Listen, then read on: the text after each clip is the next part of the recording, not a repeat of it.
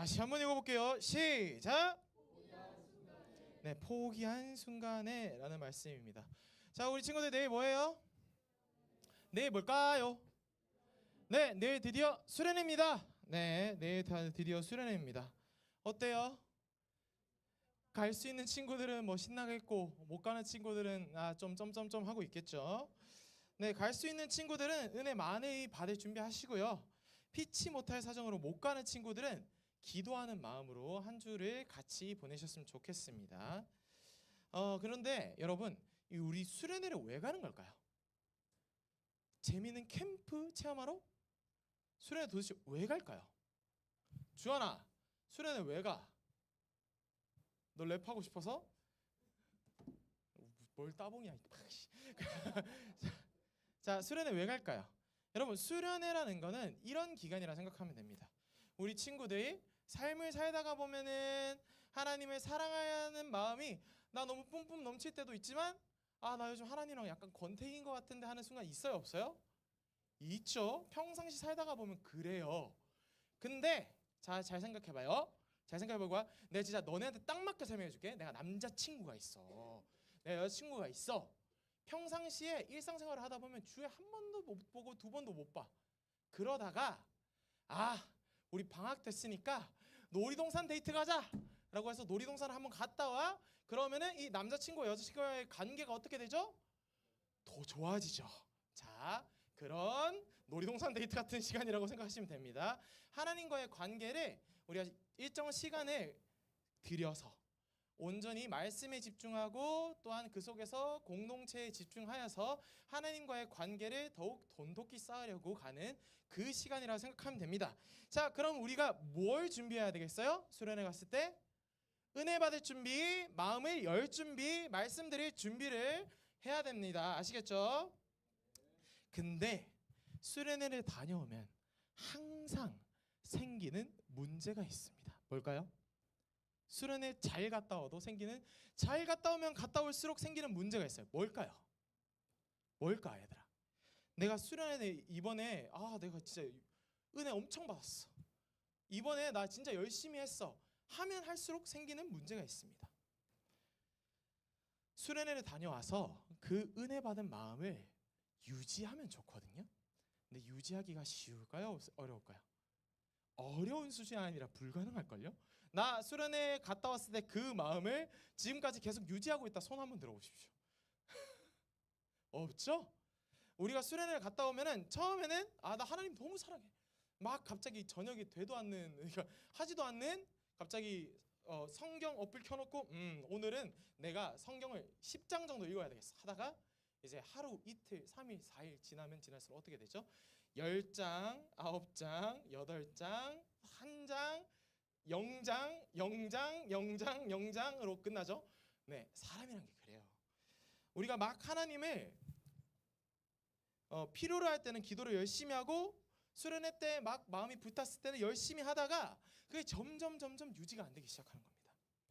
하나님을 필요할 때는 기도를 열심히 하고 교회를 나오다가 막상 내 삶이 너무 바쁘거나 아니면 내 삶에서 너무 어려운 문제가 나타나거나 내 삶이 너무 행복하거나 그럼 어떻게 해요? 여러분 기도해요 안 해요? 안 할걸요? 되게 웃겨요. 슬플 때도 안 해. 기쁠 때도 안 해. 평범할 때는 더 안 해. 바쁠 때도 안 해. 그럼 기도 언제 하십니까? 그죠? 사람이란 게 그래요. 우리가 보통 그렇죠. 우리가 기도를 열심히 하고 교회를 열심히 나오다가 막상 내 삶이 행복하고 바쁘고 그러면 기도도 안 하고 교회도 점점 열심히 안 나오기 시작합니다. 그럴 때마다 우리의 마음속에서는 어떤 마음을 품게 되나요? 어떤 마음을 품게 돼요? 죄책감을 품게 되죠. 나 요즘 하나님이랑 좀 멀어진 것 같은데? 요즘 나 하나님이랑 약간 권태기인 것 같은데? 나 요즘 하나님이랑 사이가 좀 별로 안 좋은 것 같은데? 하면서 점점 죄책감에 스택이 쌓입니다. 그러다 보면 어떻게 되죠? 오히려 이 죄책감이 하나님께 더 돌아가지 못하게 만듭니다.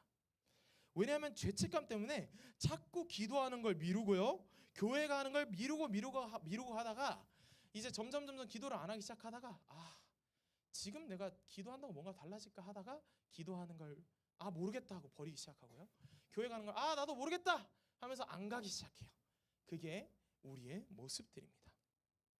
결국엔 나도 모르겠다 하고 포기해 버리거든요. 여러분 이런 신앙의 포기가 신앙의 믿음의 약해짐이 포기하는 순간이 우리에게는 종종 올까요? 안 올까요? 옵니다. 하지만 오늘 말씀에서는 내가 하나님이랑 뭔가 관계가 멀어진 것 같다라고 얘기해서 그냥 그 신앙을 내팽개쳐버리고 죄책감 때문에 아무것도 하지 않는 이 상황이 맞다고 하실까요? 옳지 않다고 하실까요? 옳지 않다라고 얘기하십니다. 그건 올바른 판단이 아니라고 얘기합니다. 그렇다면 우리가 이 신앙의 권태기, 믿음의 포기, 반포기 상태가 왔을 때 우리가 어떻게 하는 것이 맞을지 오늘 말씀을 통해서 한번 이야기해 보도록 하겠습니다. 아시겠죠? 네. 장난 아니죠? 자, 우리가 계속 무슨 얘기하고 있었죠? 우리 지난주부터 무슨 얘기하고 있었죠? 뭔 얘기하고 있었어요? 예수님이 십자가를 달리시고 뭐 하신 이야기? 부활하셔서 뭐 하신 이야기? 제자들 만나고 다니시는 이야기를 하고 있었어요. 오늘 말씀도 부활하신 예수님께서 제자들에게 나타난 스토리입니다. 참 제자들한테 나타난 스토리가 많아요. 특별히 이번 주는 베드로가 중심이 되는 이야기입니다. 특별히 이번 주에는 베드로와 몇몇 제자들이 같이 있는 곳에 나타나셨어요. 자, 그러면은 예수님께서 부활하셔서 제자들에게 나타나셨는데 오늘 제자들 중에 주인공이 누구다? 따라합시다. 베드로. 자, 베드로 뭐 하던 사람이었어요? 베드로 뭐 하던 사람이었어요? 그쵸? 뭐 하던 사람? 어부. 고기 잡는 사람이었어요. 베드로의 원래 직업은 어부였습니다.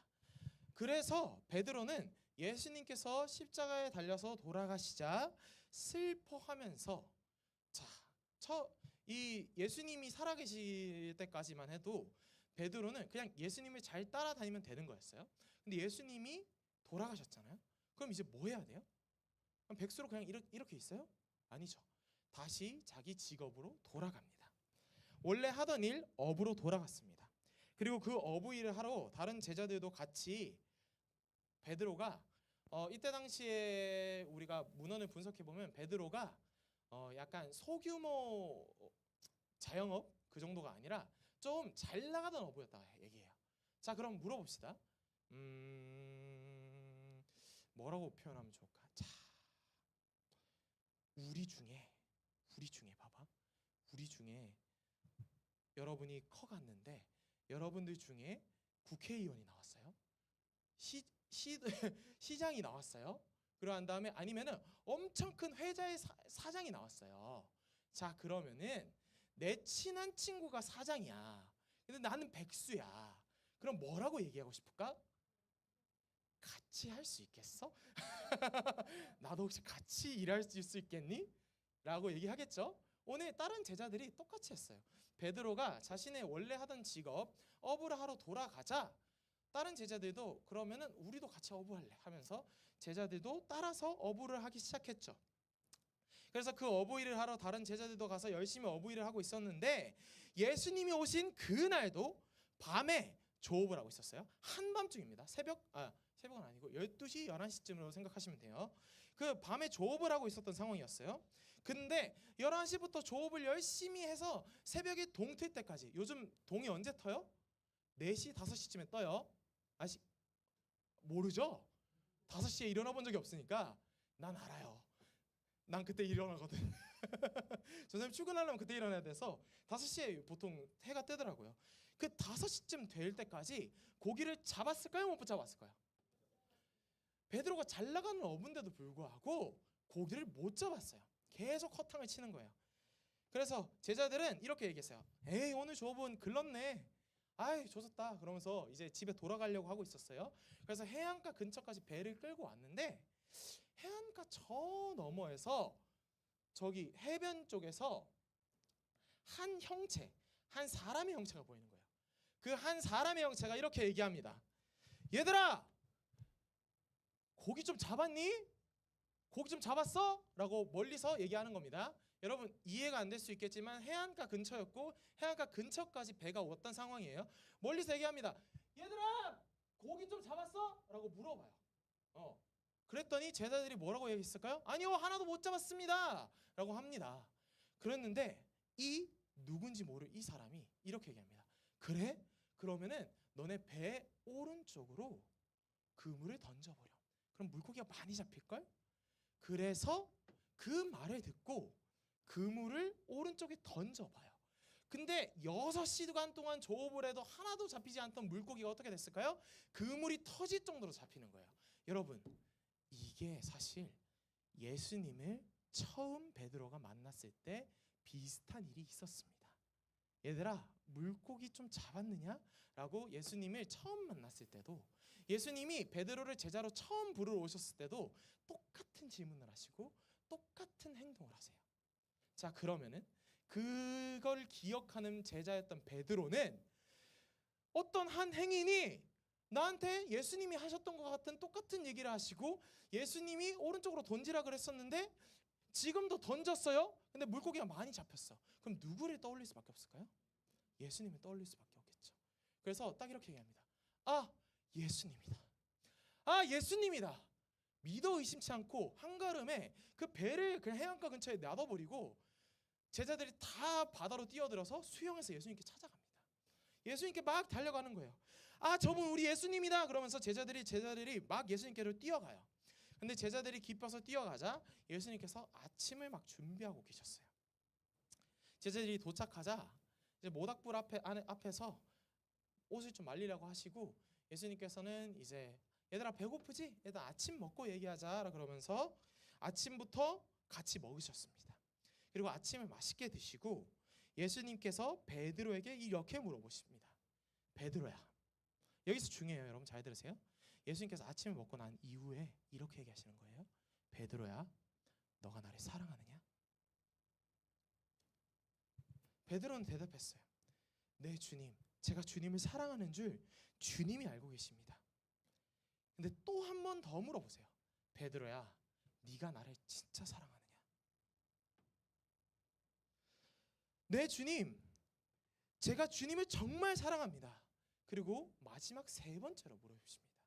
베드로야, 너가 나를 정말 사랑하느냐? 예수님께서 베드로에게 너가 나를 사랑하느냐라고 몇 번 물으셨죠? 3번 물으셨습니다. 여러분, 그때 베드로는 기억했을 거예요. 어떤 것을 기억했냐면요, 자신의 인생에서 예수님을 포기했던 그 순간을 기억했을 겁니다. 여러분, 예수님께서는 십자가에 달리기 전날 밤에 베드로에게 한 말이 있었어요. 예수님께서 베드로에게 이렇게 얘기하셨거든요. 십자가에 달리기 전날 밤에 나는 곧 죽게 될 거야. 그리고 너희 제자들, 여기 모여있는 제자들아, 너희 모두는 나를 배신하게 될 거란다. 그때 베드로는 강경히 부인하면서 이렇게 얘기했어요. 아니 주님, 저는 안 그럽니다. 에이 주님, 저는 그렇게 될 리가 없습니다. 얘네 다 알죠 주님. 얘네는 다 주님 배신할지라도 저는 주님 배신 안 합니다 라고 얘기합니다. 근데 그날 밤에 같이 저녁을 먹고 제사장들이 예수님을 실제로 잡으러 와요. 그리고 예수님께서 끌려가요. 제사장들과 군인에게. 그때 제자들이 어떻게 했을까요? 칼 들고 싸웠을까요? 아니요, 도망갔습니다. 그 도망가던 사람들 중에 누구도 있었죠? 베드로도 있었죠. 베드로의 배신은 이것뿐만이 아니었습니다. 베드로가 예수님을 포기했던 순간 이것뿐만이 아니었어요. 시간이 좀 지나고 난 후에 예수님께서 십자가에 달리시기 얼마 남지 않았을 때 베드로가 회중들 사이에 끼어 있을 때가 있었습니다. 회중들 사이에서 예수님의 제자가 아닌 척하면서 끼어 있었어요. 끼어 있었는데 막 예수님에 대한 얘기가 나온 거예요. 야, 예수에 대한 소식 들었어? 곧 십자가형을 당한대. 곧 십자가에서 죽는데. 그런데 이제 베드로가 그걸 잘 듣고 있는 거예요. 근데 한 여자가 베드로를 알아봐요. 뭐야?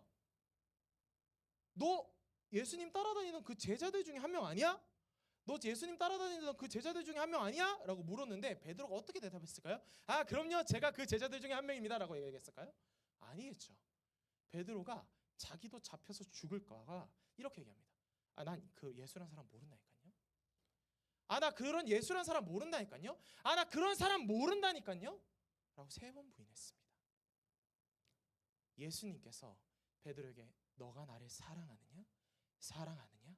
사랑하느냐? 라고 3번 물으셨을 때 베드로가 자신의 그 순간이 떠오르지 않았을까요? 3번 예수님을 부인했던 순간, 예수님을 배신했던 순간, 예수님을 자신의 삶에서 포기해버렸던 그 순간이 떠오르지 않았을까요? 베드로는 도망쳤고 3번이나 강하게 예수님을 부인했죠. 베드로는 예수님을 사랑했지만 결국 예수님을 포기했죠. 그리고 그 행동이 스스로도 너무 부끄럽고 죄책감이 들게 만들었을 겁니다. 하지만 예수님께서는 3번 베드로에게 너 나 사랑해? 너 진짜 나 사랑해? 너 진짜 나 사랑해라고 물으신 이후에 베드로가 네 주님, 저 주님 사랑합니다라는 대답을 들으시고 이렇게 얘기하십니다. 그래? 그러면 나를 따라라. 그래? 그럼 너 다시 내 제자를 다시 내 제자가 되라. 너 다시 나를 따르라 라고 얘기합니다. 여러분 이제 우리 얘기해 볼게요. 여러분 베드로도 우리와 크게 다르지 않았죠. 예수님을 그렇게 열성적으로 사랑해서 따라다니기도 하던 제자되었던 베드로도 결국엔 넘어졌죠. 예수님 앞에서 부끄러운 일도 행했고요. 때론 예수님을 부인하기도 했습니다. 하지만 여기서 봐야 되는 게 있습니다. 여러분 베드로가 넘어졌다고 해서 하나님과 예수님과 베드로의 관계가 부서졌나요? 물어볼게요. 베드로와 예수님의 관계가 아예 끊어져 버렸나요? 예수님께서 베드로를 손절쳤나요? 아니죠. 여기서 알아야 됩니다. 예수님께서는 베드로는 예수님을 포기할지라도 예수님께서는 베드로를 포기하지 않으셨습니다. 여러분 예수님의 관점에서 다시 볼게요. 베드로를 제자로 부르실 때도 예수님께서 부르셨고 베드로가 넘어졌을 때도 예수님께서 다시 일으키셨습니다. 그리고 다시 나를 따르라, 나의 제자로 다시 살아라라고 얘기하셨죠. 여러분 여기서 알아야 됩니다. 베드로를 품으신 그 순간부터 예수님과 베드로의 관계의 주도권은 누가 가지고 계신 거예요? 예수님께서 가지고 계셨던 거죠. 여러분 베드로를 끝까지 포기하지 않으셨던 거는 예수님이셨습니다. 우리 알아야 됩니다. 베드로가 예수님을 끝까지 포기하지 않았기 때문에 예수님과 베드로의 관계가 이어진 것이 아니라요. 예수님께서 베드로를 포기하지 않으셨기 때문에 베드로와 예수님과의 관계가 끝까지 지금까지 이어져 왔다는 겁니다. 자, 그럼 여러분한테 묻겠습니다. 우리는 어떻게 생각하죠? 내가 만약 요즘 기도 보통 아침, 점심, 저녁으로 3번 했고 뭐 예배 이만큼 나왔고 그러한 다음에 내가 기도 이만큼 드렸고 하던 거를 요즘 반밖에 못해요. 그럼 어떤 느낌이죠? 내가 예수님과 멀어진 느낌이죠. 그럼 물어볼게요. 여러분이 예수님과의 관계에 있어서 주도권을 가지고 있는 거 아니에요? 그러면은 내가 무엇을 한다고 해서 내가 예수님께 이만큼 한다고 해서 아니면 내가 때로는 예수님께 요만큼 한다고 해서 예수님과의 관계가 정해진 거면은 여러분과 예수님의 관계는 여러분이 정하는 거 아니에요? 오늘 말씀에서는 그게 아니라고 얘기하는 겁니다. 전사님도 압니다. 우리의 삶 속에서 어려운 일, 힘든 일, 넘어지는 일, 그리고 내가 하나님을 떠난 일이 있으면은 여러분 바로 기도하시나요? 안 하죠. 왜냐하면 우리 마음속에 알게 모르게 있는 예수님에 대한 하나님에 대한 죄책감이 있기 때문이죠. 내가 평상시에 기도도 제대로 하지 않았는데 교회에 나오지도 않았는데 기도해도 괜찮을까? 하고 계속 미룹니다. 미루다가 내 힘으로 도저히 못 버티겠을 때 쓰러져서 아무것도 할 수 없을 때 그때 기도합니다. 하지만 여러분 이건 예수님과 여러분 사이에 쌓인 오해입니다. 여러분이 무엇을 얼마나 하느냐에 따라서 하나님과 여러분의 관계가 정해진다고 생각하는 것은 여러분의 오해이며 죄책감이며 부끄러움이며 두려움입니다. 여러분 물어볼게요. 여러분이 부모님이 있다 쳐봅시다. 뭐 있겠죠 다들? 부모님이 있죠? 부모님 있는데 여러분이 엄마 아빠한테 뭔가 잘못했어요. 엄마 아빠 그럼 여러분 버리나요? 안 버리죠. 물어볼게요. 그치 그럴 수도 있지. 전사님은 어렸을 때 부모님 지갑에 손을 댄 적이 있어요. 정말 상습범이었습니다. 엄마의 지갑이 그렇게 두툼해 보였을 때가 없었어요. 엄마의 지갑에서 1,000원, 2,000원 빼가다가 어느 순간 10,000원, 10만 원으로 넘어가기 시작했습니다. 자, 엄마도 그럼 화가 날까 안 날까요? 진짜 죽기 직전까지 맞긴 했는데 엄마가 나를 호적에서 팠을까요? 안 팠을까요? 안 팠겠죠? 여러분, 부모님은 그래요. 부모의 사랑은 그럽니다. 여러분, 부모는 자식이 무언가를 잘못하고 해서 부모 자식 간의 관계에 조금 소홀하게 했다고 해서 여러분의 원망을 들었다고 해서 자식을 포기하지는 않습니다. 오히려 이 자식을 포기할 수 없으니까 어떻게든 내가 얘를 훈육이라도 시켜야 되겠다. 때려 패서라도 좀 제대로 가게 만들어야 되겠다. 때로는 공감하면서도 내가 얘를 제대로 키워야 되겠다라고 하는 겁니다. 부모는 여러분을 포기하지 않습니다. 여러분, 근데 그게 여러분을 사랑하는 부모의 사랑이거든요. 근데 하나님의 사랑도 이렇다는 사실을 기억하셔야 됩니다. 아니요, 하나님의 사랑은 더 강합니다. 하나님이 여러분이 하나님과 멀어졌다고 생각하는 그때 하나님께서는 여러분을 버리는 게 아니라요, 여러분을 놓는 게 아니라요, 하나님께서 여러분 옆에서 잠잠히 기다리고 계실 겁니다. 언제든지 돌아올 수 있기를, 그리고 여러분을 위해서 그때도 여러분을 위해서 여러분을 포기하지 않고 일하고 계십니다. 그러니 기억하십시오. 여러분이 하나님을 포기한 순간이 있을지라도 하나님은 여러분의 하나님이 되시기를 포기하지 않으시는 하나님이란 사실을요. 그러니 이제는 내가 하나님 앞에 가진 죄책감이 있어도, 두려움이 있어도, 아픔과 슬픔이 있어도 그걸 그냥 가진 채 하나님 앞에서 그냥 나오십시오. 하나님은 아픈 자식을 더 돌보실 분이지 버리실 분이 아니시기 때문입니다. 아시겠죠? 네, 우리 다 같이 따라하고 마치도록 하겠습니다. 하나님은 내가 나를 포기한 순간에도, 내가 하나님을 포기한 순간에도 우리의 하나님이 되시길 포기하지 않으신다. 네, 그렇게 믿으시는 우리 친구들 되길 바랍니다. 네, 기도하겠습니다. 하나님 감사합니다. 오늘 이 시간 우리가 포기한 순간에 라는 제목으로 말씀을 나누었습니다. 주님, 우리가 우리의 힘이 부족해서 주님을 포기해야 되는 그 순간에도, 우리의 한계가 느껴져서, 우리의 믿음의 한계가 느껴져서 하나님을 포기하는 그 순간에도 주님은 우리 하나님이 되시길 포기하지 않으시는 분입니다. 그 사실을 기억하면서 내가 두려움이 있고 죄책감이 있고 불안함이 있고 하나님 앞에서 부끄러움이 있을지라도 그 모습 그대로 하나님 앞에서 그냥 나갈 수 있게 도와주시옵소서. 하나님께서는 그때 우리를 만져주실 분임을 믿습니다. 감사드리며 예수님 이름으로 기도드립니다. 아멘. 우리 결단 찬송하겠습니다. 일어나 봅시다.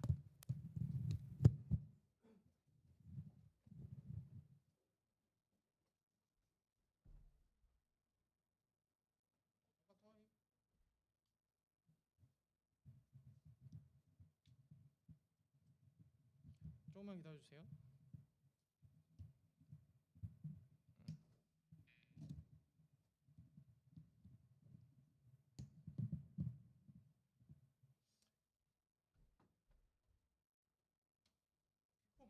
피크 하나만 주실 분?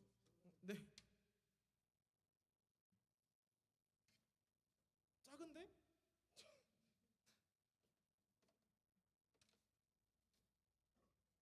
혹시 이거 누가 쓰셨나요? 네, 감사합니다. 네. 저 하나만 도와줄 수 있어요? 좀 작은데? 스텝 좀 풀어주세요. 안 풀어주세요.